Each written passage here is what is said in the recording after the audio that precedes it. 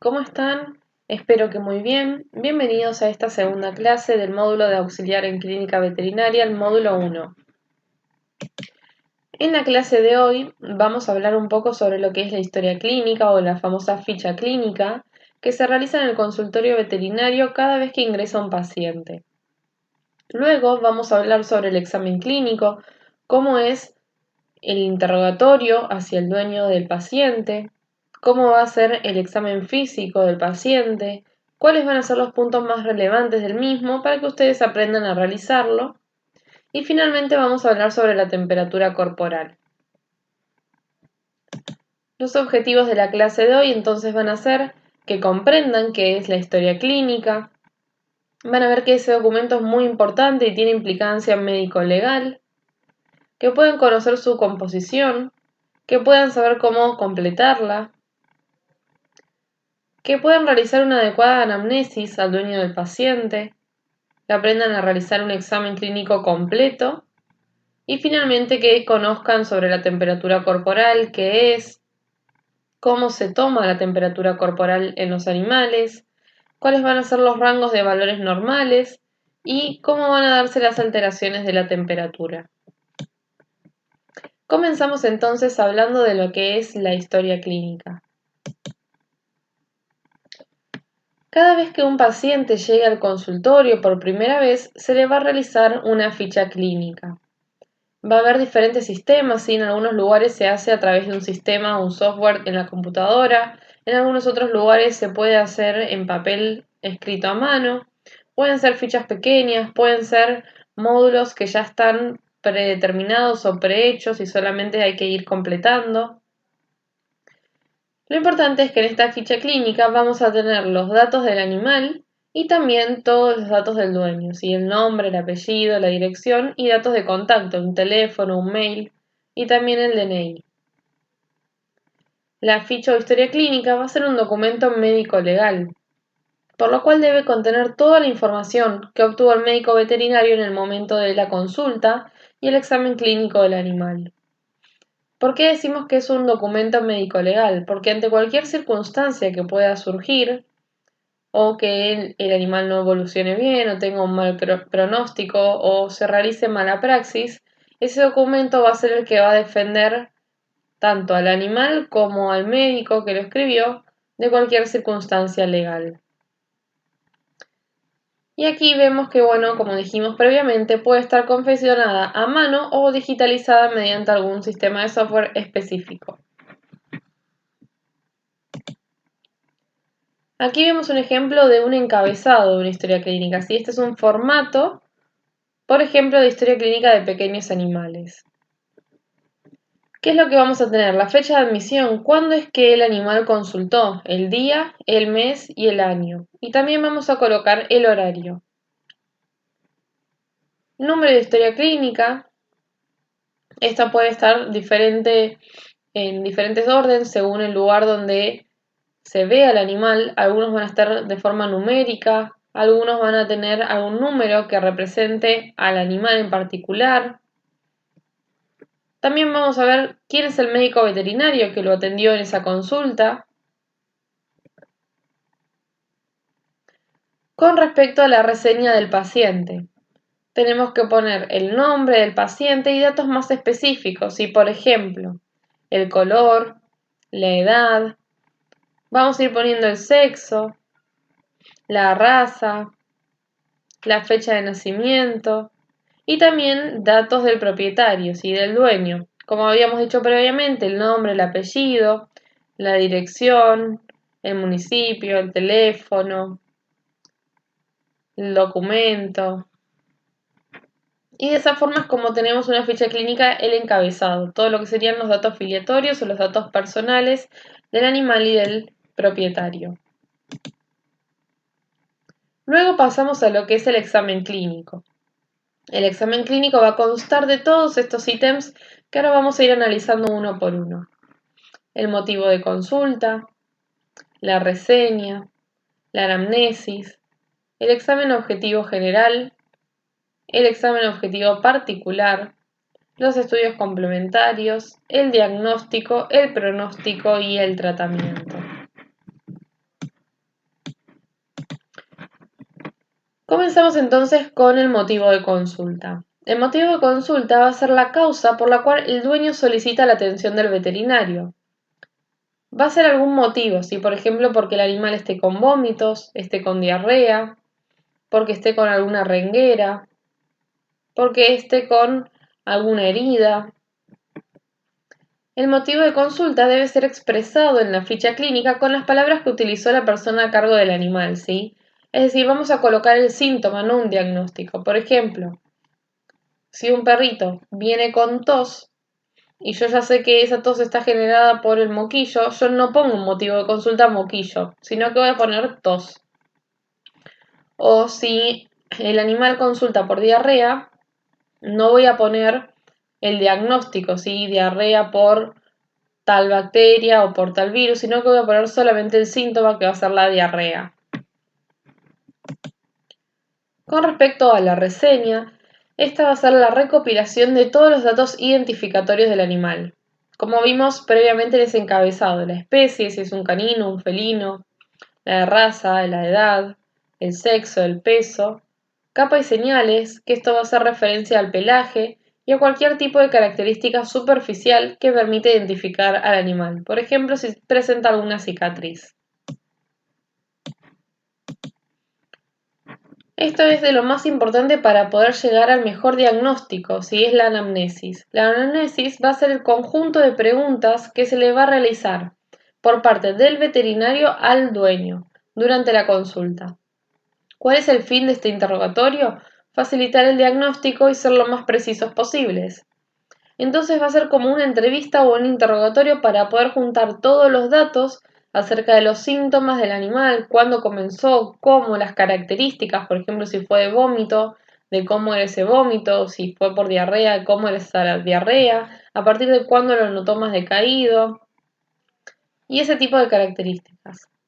El interrogatorio puede ser presente, ¿sí? Sobre el proceso actual que sufre el animal, por ejemplo, como dijimos, ¿sí? Consulta por diarrea, a partir de cuándo, cuántas deposiciones por día tiene, si estuvo asociado a algún tipo de alimento que haya comido, si en esa diarrea vio la presencia de moco o de sangre. O también puede ser un interrogatorio sobre los antecedentes del animal, ¿sí? Con eso lo que buscamos es investigar sobre la historia sanitaria del paciente. Es decir, si previamente tuvo alguna enfermedad, si tuvo algún tratamiento, si estuvo internado, si está vacunado, si está desparasitado, si tuvo alguna cirugía previa, ¿sí? Entonces, la anamnesis se va a realizar sobre el ambiente en donde se encuentran los animales, también se va a consultar sobre dónde viven, con quiénes viven, qué tipo de alimento consume, si duerme al aire libre o no, si conviven con otros animales. Todos estos van a ser datos importantes para poder llegar al mejor diagnóstico posible. Con respecto a lo que es el examen objetivo general. Establecer un examen general va a ser una revisación rápida, aunque tiene que ser ordenada y de forma sistemática. ¿Qué se va a hacer sobre el animal? Dándole al veterinario una idea general del estado del animal. Por lo general, para hacer este examen objetivo general, para que sea más ordenado y sistemático, se puede elegir una forma de revisación, por ejemplo, de rostral y cefálico hacia caudal, por ejemplo, si comenzar por lo que es la cabeza o la cara del animal hacia lo que es el resto de el cuerpo hasta la cola, o al revés, desde la cola hacia la cabeza. Por lo cual, bueno, consta de una exploración a distancia y otra próxima al animal. Lo que es el examen general a distancia, lo que va a realizar el veterinario es una inspección sobre la constitución del paciente, ¿sí? Cómo es el estado de nutrición.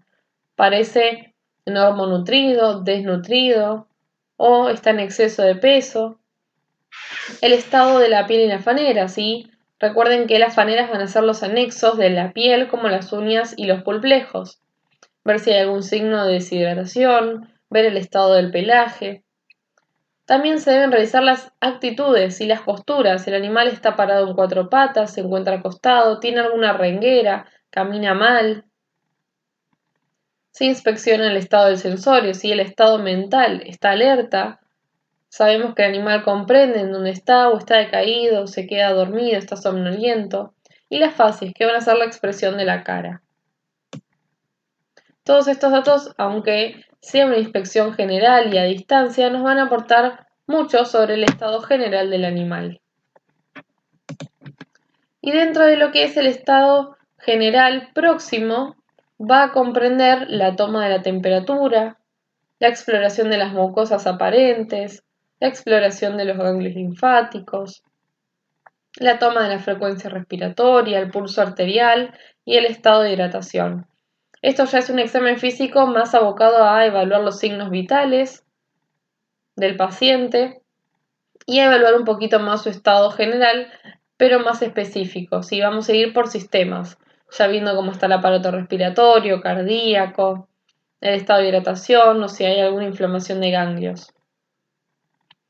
El examen físico próximo entonces hace referencia a la revisación clínica de una zona o de un aparato en particular, ¿sí? Por ejemplo, el aparato digestivo, el sistema cardiovascular, el miembro anterior, el miembro posterior, y de esa forma es como vamos evaluando todo por regiones. Entonces, ¿cómo es que vamos a realizar este examen físico, ya sea el general o el próximo al paciente? Son a través de estas siglas, IPPA. La I es la inspección. Primero vamos a observar, por eso lo general era a distancia y vamos a observar al paciente, su actitud, su estado general, el estado mental, como habíamos mencionado. Lo que es la palpación hay que hacerlo a través del tacto, ¿sí? Vamos a ver luego un video en el que van a poder apreciar bien cómo se realiza el tacto, pero por ejemplo hay que palpar las encías para ver el relleno capilar, hay que palpar en busca de algún ganglio linfático que esté inflamado, hay que palpar el abdomen. Lo que es la percusión se realiza un sonido a través de un golpecito. Hay distintos tipos de sonidos, pero es para evaluar si hay presencia de aire o de algún tipo de contenido semisólido o sólido en el cuerpo. Por ejemplo, la percusión del abdomen del animal debería ser timpánica porque debería haber aire en el intestino. Luego lo que es la auscultación. Es el sonido originado por los procesos vitales. La auscultación se realiza con el estetoscopio y lo que se hace es escuchar los ruidos cardíacos, a ver si son rítmicos, si hay la presencia de los dos ruidos cardíacos normales y se auscultan los pulmones para ver que la entrada aérea sea buena de forma bilateral. Luego, si continuamos, una vez que hayamos hecho la ficha clínica, tengamos los datos filiatorios, hayamos hecho la anamnesis, la reseña y el examen físico, hay veces que se arriba simplemente el diagnóstico con eso, ya que el diagnóstico de algunas enfermedades es de tipo clínico, pero hay veces que necesitamos algún estudio complementario extra. Los estudios complementarios entonces van a hacer referencia a estudios que va a solicitar el veterinario con alguna justificación para poder realizarlo porque le va a cambiar su conducta de diagnóstico o de tratamiento, como van a ser por ejemplo las ecografías, las radiografías, el análisis de sangre, la materia fecal, el análisis de orina. Y esto lo que va a hacer es permitirme confirmar o descartar un diagnóstico, ya que estos estudios van a permitir que se acceda a partes del organismo o del funcionamiento de los órganos que de otra forma no podríamos tener acceso. Si entonces como ejemplo tenemos lo que son análisis clínicos, que se va a basar en el estudio físico-químico de los diferentes humores, secreciones, excreciones, con fines diagnósticos, y lo que va a ser el análisis de sangre a través de la extracción sanguínea, el examen de orina o el examen de materia fecal. Si, por ejemplo, para analizar a un paciente con diarrea se le puede analizar la materia fecal en busca de parásitos, por ejemplo. Lo que es imagenología, ¿sí? Por ejemplo, radiografías, tomografías, ecografías, punciones, cuando hay que extraer alguna muestra de algún sitio para evaluar esas células, por ejemplo, ante la sospecha de un tumor, o de exudados o de trasudados, hay muchas veces que se forma algún absceso, ¿sí? Una colección de pus. Electrocardiograma para evaluar la función cardíaca y hay algunas otras pruebas biológicas que se pueden realizar como estudios complementarios. El diagnóstico es a lo que todos queremos arribar. ¿Para qué queremos llegar al diagnóstico? Para poder instaurar un tratamiento. Entonces el diagnóstico va a ser la conclusión final a la que llega el veterinario sobre el estado de salud del paciente. Ya sea a través de la clínica, de la anamnesis o de los estudios complementarios, es como arriba un diagnóstico y una vez diagnosticado se debe plantear un pronóstico. ¿Cómo cree que va a ser la evolución de ese paciente? Si va a evolucionar bien, si va a evolucionar mal. Y esto no solamente depende de la enfermedad actual, sino de otros factores del paciente. Es decir, ya tiene algunos antecedentes patológicos, si tiene algunas otras enfermedades, el estado general del paciente actual, el estado de nutrición, la edad. Así que con esto vamos a evaluar qué probabilidades tiene el animal frente al problema en cuestión y a raíz de esto encarar el tratamiento, ¿sí? Recuerden que los tratamientos a veces que son curativos, curan la enfermedad, a veces son paliativos, es decir, esa enfermedad no tiene cura, pero este tratamiento lo que va a hacer es paliar o disminuir los síntomas, y hay tratamientos que son preventivos, ¿sí? Para evitar que una enfermedad se genere o que alguna complicación. Entonces aquí lo que vemos es la otra parte que seguiría así al modelo de historia clínica o de ficha clínica que habíamos visto previamente con los datos filiatorios del paciente y del dueño. Aquí lo que vamos a ver es el motivo de la consulta. Recuerden que se usaba con las palabras o con los síntomas, ¿sí? Por ejemplo, tos, dolor, alteración del sensorio, diarrea, vómitos, fiebre, pero no diagnósticos. Luego tenemos datos anamnésicos que le vamos a preguntar al dueño o al propietario del animal. Y vamos a comenzar con lo que es la historia del paciente, los antecedentes de vacunación, a ver si tienen todas las vacunas completas, cuándo fue la última desparasitización. También vamos a ver el estado general del paciente, si tiene algún estado reproductivo de gesta, de lactancia, si está castrado. Vamos a poner si tiene alguna enfermedad previa o si tiene antecedentes de cirugías, antecedentes familiares, el hábitat donde vive. Recuerde que todos estos eran datos importantes. Y las variables o los signos vitales, ¿sí? La frecuencia cardíaca, la temperatura, la frecuencia respiratoria, el peso, el pulso. Y luego comenzamos con los datos o hallazgos del examen clínico. Para eso les traigo un video para que podamos evaluar bien y tener bien en claro cómo realizar un examen clínico completo. Para examinar a un paciente podemos decidir entre un diagnóstico de tipo regional o sistémico. En este caso trabajaremos con uno de tipo regional, iniciando con la observación de la región rostral en dirección craneal a caudal.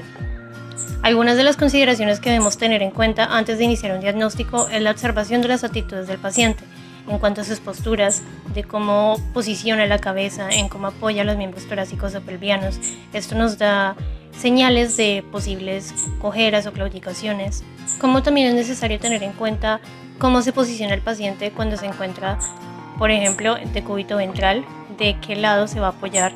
Esto nos puede dar también señales de posible dolor en alguna de las zonas. Posteriormente es necesario observar su temperamento o estado mental, si se encuentra tranquilo y no ejerce resistencia a la manipulación, o si se encuentra con poca vivacidad, lo cual va a impedir que reaccione a estímulos, o por lo contrario se va a presentar nervioso, atento, que es consciente del lugar en el que está y de las personas que están a su alrededor. Gracias a esto también podemos observar la agresividad de un paciente. Finalmente debemos evaluar su peso y condición corporal para poder relacionarlo con su salud, si se encuentra delgado, caquéxico, con sobrepeso, obeso, o si por lo contrario se encuentra saludable. Una vez que incorporemos el paciente en la mesa de observación, iniciaremos con el diagnóstico de tipo regional, evaluando las mucosas conjuntivales u oculares, observando su coloración, si se encuentran rosadas, pálidas, congestivas, viendo si tienen algún tipo de secreción. En este caso el felino presentaba mucosas de coloración rosada. También observamos la nariz, si se encuentra seca o húmeda, esto es señal de deshidratación. Proseguimos con la observación de las orejas, palpamos hacia la base del cartílago de la oreja en búsqueda de señales de dolor. Y continuamos observando el oído, mirando también su coloración, si hay presencia de microorganismos y de contenido de cerumen. Luego observamos las mucosas labiales o bucales, también mirando su coloración. En este caso el paciente presentaba mucosas pálidas, razón por la cual no fue posible evidenciar el tiempo de llenado capilar. la cual se mide haciendo presión sobre las encías y esperando que ésta se torne rosácea en un tiempo de 1 a 2 segundos. Proseguimos con observación de la tráquea si hay inflamación de la garganta o de los nódulos submandibulares y buscamos conseguir el reflejo deglutorio. Con esto podemos comprobar la incidencia de alguna infección respiratoria. También podemos hacer uso del fonendo para escuchar el paso del aire a través de la tráquea y comprobar la persistencia de sonidos estertores o estridores. Seguidamente iniciamos con la palpación de las vértebras torácicas, comprobando que no haya reacción al dolor, y posteriormente a la auscultación para hallar la frecuencia cardíaca. En este caso, escuchamos los latidos del animal durante 15 segundos y el resultado lo multiplicamos por 4 para hallar la frecuencia cardíaca de latidos por minuto. En este paciente, el conteo de los latidos por 15 segundos nos dio 36, el cual multiplicado por 4 nos da una frecuencia cardíaca de 144 latidos por minuto. Seguimos con la determinación de la frecuencia respiratoria observando el ensanchamiento de la caja torácica, teniendo en cuenta las inhalaciones que realiza el animal. Esta observación también se contabilizó por 15 segundos, el cual multiplicado por 4 nos dio un resultado de 60 respiraciones por minuto. Proseguimos con la palpación a nivel abdominal, tratando de hallar reacciones al dolor que pueda presentar el animal en esta zona, tratando de observar estómago e hígado. Seguidamente palparemos en la zona inguinal, comprobando el estado de la vejiga y de los intestinos. Finalmente tomaremos temperatura corporal, en este caso estamos usando un termómetro digital, el cual lo introduciremos por vía anal.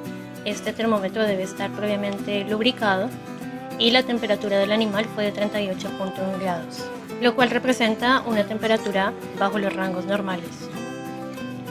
Y con esto damos por acabado un examen físico de un paciente. Espero que les sea de ayuda. En cuanto es la frecuencia respiratoria, el valor normal en los perros, recuerden que oscila entre las 10 a 30 respiraciones por minuto y en el gato de 20 a 42. Entre lo que es la frecuencia cardíaca, vamos a tener que en los perros va de 60 a 180 latidos por minuto. Recuerden que esto va a variar en el tamaño del perro, y en los gatos entre 140 a 220 por minuto.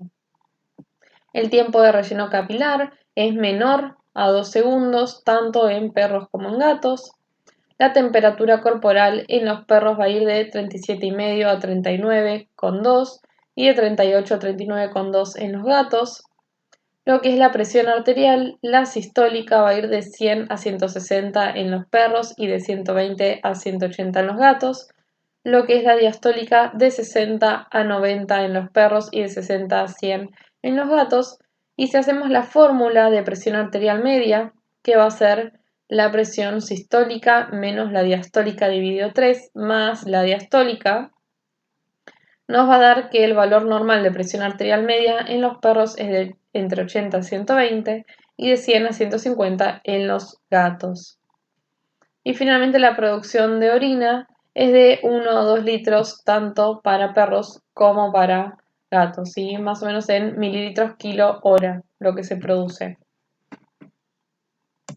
Continuamos con la clase entonces hablando de lo que es la temperatura. Ya vieron algo en el video de cómo se realiza la toma, pero vamos a estudiarlo más específicamente. La temperatura corporal va a ser la medida del calor corporal que va a estar producida en el cuerpo. Según la capacidad para mantener la temperatura, los animales se van a clasificar en poikilotérmicos u en homotermos. Los primeros van a ser llamados animales de sangre fría, ¿sí? Por ejemplo los vertebrados e invertebrados inferiores como peces, reptiles, batracios, y su temperatura va a fluctuar según la temperatura ambiente.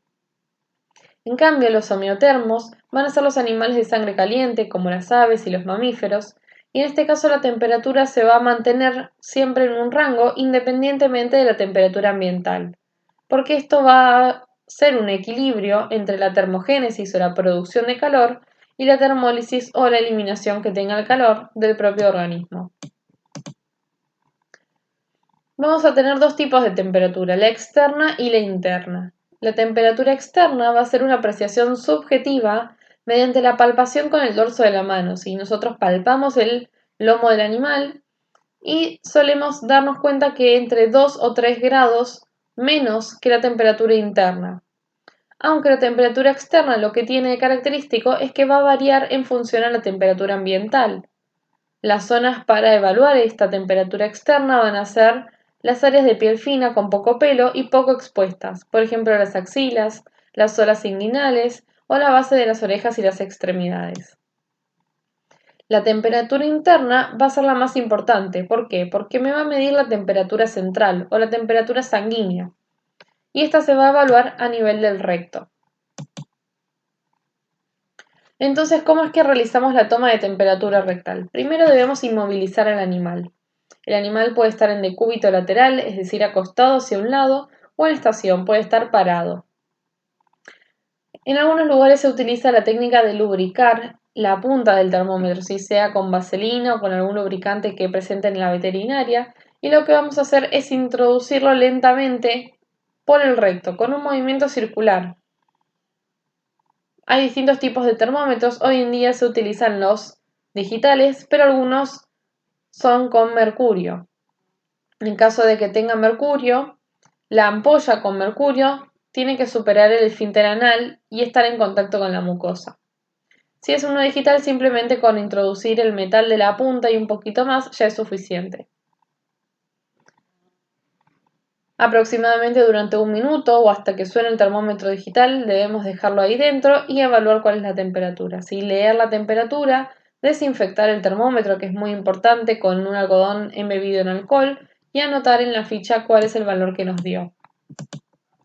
Aquí les dejo una tablita de valores normales para las diferentes especies animales. Los equinos adultos tienen rangos entre 37,5 y 38,5.